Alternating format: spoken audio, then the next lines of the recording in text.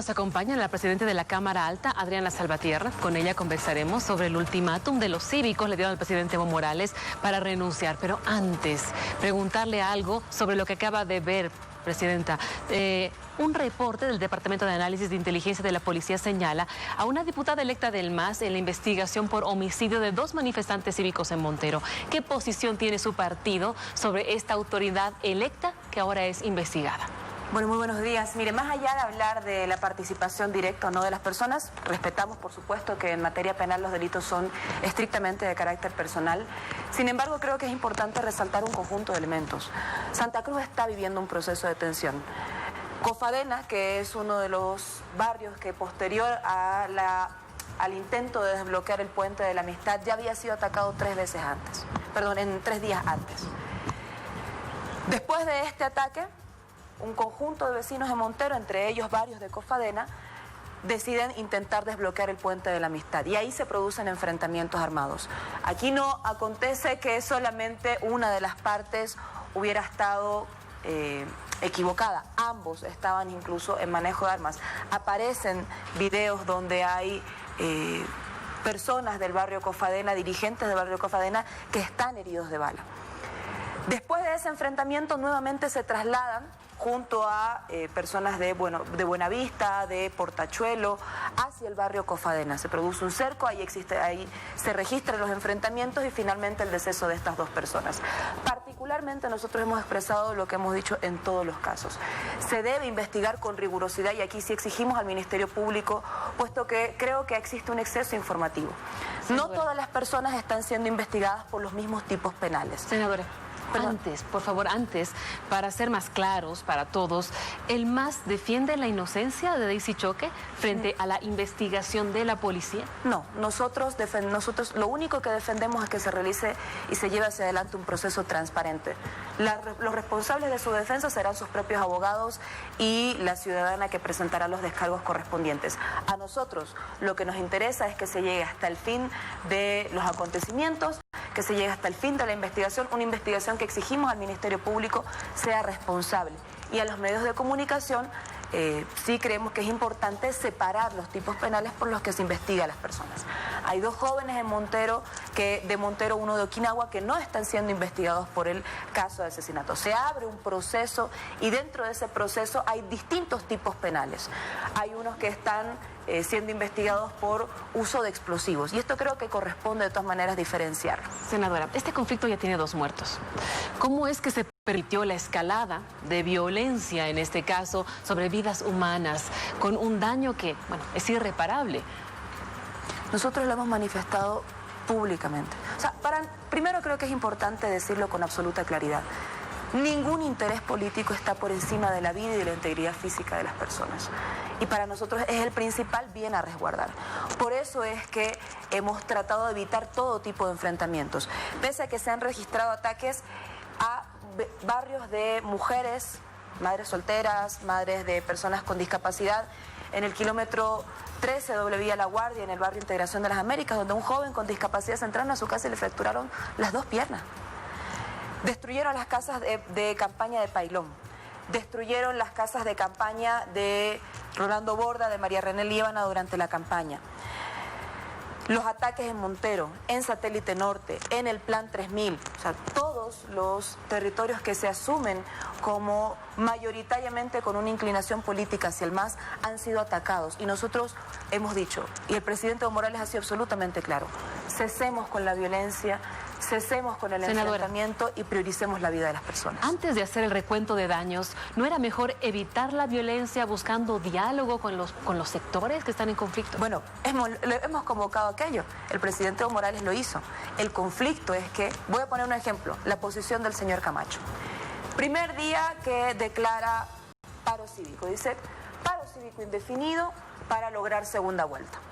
El segundo día dice, si en 48 horas el Tribunal Supremo Electoral no declara segunda vuelta, vamos a declarar como presidente al señor Carlos Mesa. Y uno dice, perdón, aquí hay un proceso electoral, el 22 de enero se realiza la posesión de quien resulte vencedor de ese proceso electoral. ¿Por qué intenta interrumpir su mandato constitucional? ¿Por qué se intenta irrumpir la institucionalidad del Estado? Y eso es golpe de Estado. no tiene otro nombre. Después el señor Camacho dice, no, vamos a continuar con el paro indefinido, pero ya no queremos ni segunda vuelta, queremos nuevas elecciones. Hace poco acaba de decir, nuevas elecciones ni con Evo ni con Mesa. Y por último, ahora recurre a dar 48 horas para la renuncia del presidente Morales e interrumpir su sesión constitucional. Y en instantes voy a hablar de eso. Le decía que en instantes, pero permítanme ir por partes para que las personas vayan comprendiendo lo que está pasando. En todo conflicto hay dos partes, pero en el caso del movimiento al socialismo hay sectores, por ejemplo, los mineros, se habla de un cerco a la paz, sectores sociales afines al gobierno que también están enfrentados con otros sectores. Esto no está ayudando a la pacificación. No, el presidente Evo Morales ha sido bastante claro. Y lo ha dicho en su conferencia de prensa. Creo que es importante que nosotros también seamos rigurosos con las últimas declaraciones que él realizó. Ha convocado a la pacificación, al cese de la violencia y fundamentalmente a que no continúen los bloqueos. Para ambos lados, unilateralmente nosotros hemos levantado como movimiento al socialismo, los diferentes movimientos sociales, todas las medidas de presión. Pero se convocó la pacificación recién a finales de la semana pasada, cuando ya habían ocurrido varias cosas. Por supuesto, y creemos que es la responsabilidad política. Y lo principal a destacar... Pero no es tarde. Preguntémosle al presidente del Comité Cívico que continúa radicalizando. Pero en lo que le compete al gobierno. Nosotros hemos cumplido con nuestra responsabilidad. ¿Para el gobierno no fue tarde llamado a pacificación? Nosotros cumplimos con nuestra responsabilidad cuando se registra un enfrentamiento de carácter violento de convocar a la pacificación. Y no le compete solamente al gobierno, son todos los sectores sociales movilizados, independiente de la posición política que tengan. Porque la responsabilidad política de convocar a la paz no solamente le compete al gobierno, le compete también al señor Carlos Mesa, que desde el primer día llamó a la movilización, que derivó en la quema de 2 tribunales electorales departamentales. Le compete también al señor Camacho, que fue público incluso el día de los enfrentamientos en Montero. Las movilidades se trasladaban desde Santa Cruz hacia Montero buscando los enfrentamientos. Sobre el tema, hablemos de ello, porque un cabildo cívico en Santa Cruz definió pedir la renuncia del presidente Evo Morales y le dieron un plazo hasta hoy. ¿Qué va a pasar esta noche cuando se cumple este plazo? Bueno, creo que la pregunta debe ser trasladada al presidente del Comité Cívico Pro Santa Cruz. Pero lo que le compete al gobierno, ¿qué va a pasar esta noche? Porque el plazo fue dado a él. El presidente dijo que ayer también iba a analizar esto en el gabinete político y con los sectores sociales. Le reitero, mire, a nosotros no nos compete realizar nada sobre la base de amenazas y sobre la base de intentos de romper el orden institucional.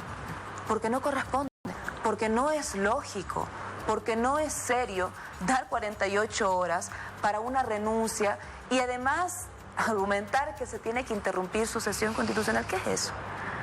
¿Eso contribuye a solucionar el conflicto o no?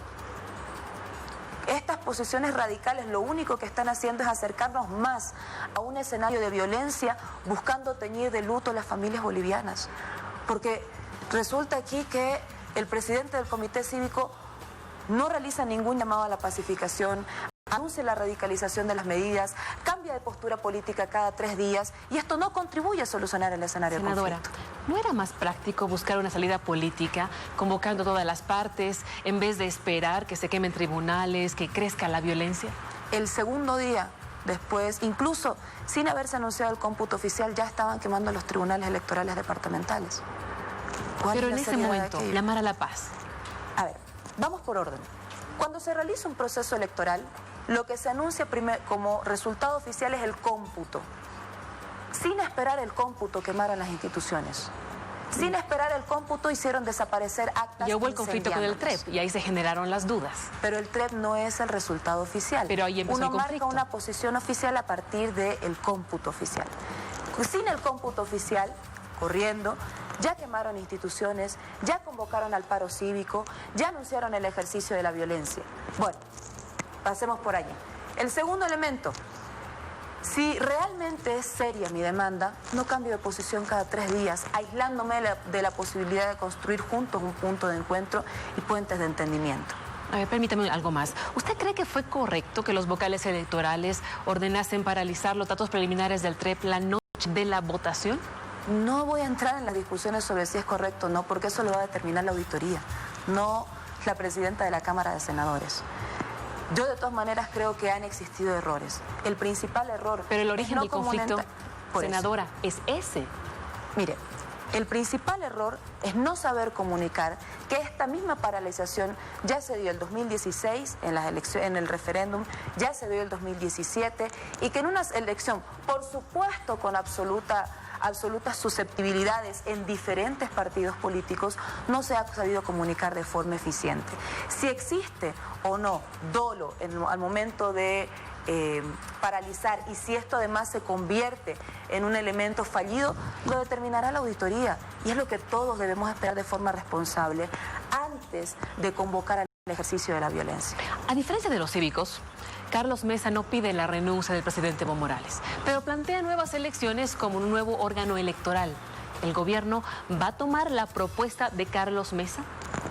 Mire, el señor Carlos Mesa al principio dijo que consideraba la posibilidad de una auditoría condicionada a dos elementos. Al día siguiente sale a decir, la auditoría, los términos de la auditoría fueron realizados de forma unilateral. Tiene que salir a desmentirlo la OEA, diciendo que en un comunicado oficial que el señor Carlos Mesa fue contactado telefónicamente con los representantes de la Organización de Estados Americanos para acordar los puntos de la auditoría.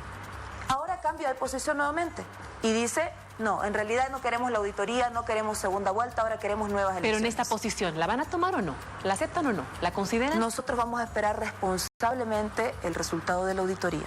Y lo que determine la auditoría, reitero nuevamente, no vamos a caer en presiones que lo único que buscan es radicalizar las medidas, porque ahí reside la responsabilidad del ejercicio de la violencia. Vamos a esperar responsablemente el fin de la auditoría internacional, porque ahí está comprometida la observación internacional de la Organización de Estados Americanos, de Naciones Unidas y de un conjunto de países que se han comprometido con este trabajo. Entendido. Terminada la auditoría, el resultado que se defina de la auditoría va a ser de cumplimiento obligatorio para nosotros. Entendemos. Ahora los sectores que protestan por el presunto fraude exigen la renuncia de los vocales. ¿El MAS respalda estas autoridades electorales? Mire, usted me habla de presiones políticas. Aquí lo responsable y lo correcto es determinar primero si existió fraude. ¿Pero el MAS respalda a estos vocales? No pasa por allí. Pasa porque primero se tiene que terminar la auditoría, porque la auditoría determinará si hubo o no hubo fraude. Hablar sobre decisiones políticas mientras no se determine si existió lo que realmente la oposición denuncia es una irresponsabilidad y no tiene sentido. Si la auditoría determina que hubo fraude, pues obviamente correrán las responsabilidades de carácter penal como corresponde. Pero si la auditoría no determina que hubo fraude, estamos hablando de un conjunto de especulaciones y la auditoría no la realiza un ministerio, la auditoría no la realiza una entidad contratada, la auditoría la realiza un organismo internacional. A ver, ¿el oficialismo confía todavía en los vocales electorales? No pasa por mostrar confianza, pasa por evidenciar si su trabajo... No me responde, ¿confían o no confían? Pero no pasa por allí, no pasa... ¿Por dónde pasa entonces? Pasa porque se demuestre si su trabajo fue realmente observado técnicamente o no. Cuando se dé el resultado de la auditoría y se diga, en esto acertaron o en esto fallaron, nosotros vamos a emitir un criterio, como corresponde. Adelantar criterio es sumarnos a posiciones políticas que tienen como base la especulación. ¿Por qué no van y denuncian el fraude electoral supuesto ante los organismos internacionales? Aquí se le dio cobertura a un ingeniero que supuestamente denuncia fraude, pero que después no va y lo denuncia ante la Organización de Estados Americanos. Aquí se le dio cobertura al señor Carlos Alarcón, que denunció un fraude monumental y que no lo presenta hasta el día de hoy a la Organización de Estados Americanos. Si uno quiere hablar de soluciones políticas, primero tiene que asumir con certeza que debe existir un resultado de la auditoría. El resultado de la auditoría, para nosotros, será un resultado que permita un carácter vinculante para asumir cualquier otra decisión. Bien, gracias por estar con nosotros. Es Adriana Salvatierra, presidente de la Cámara de Senadores, hoy en La Revista. Continuamos.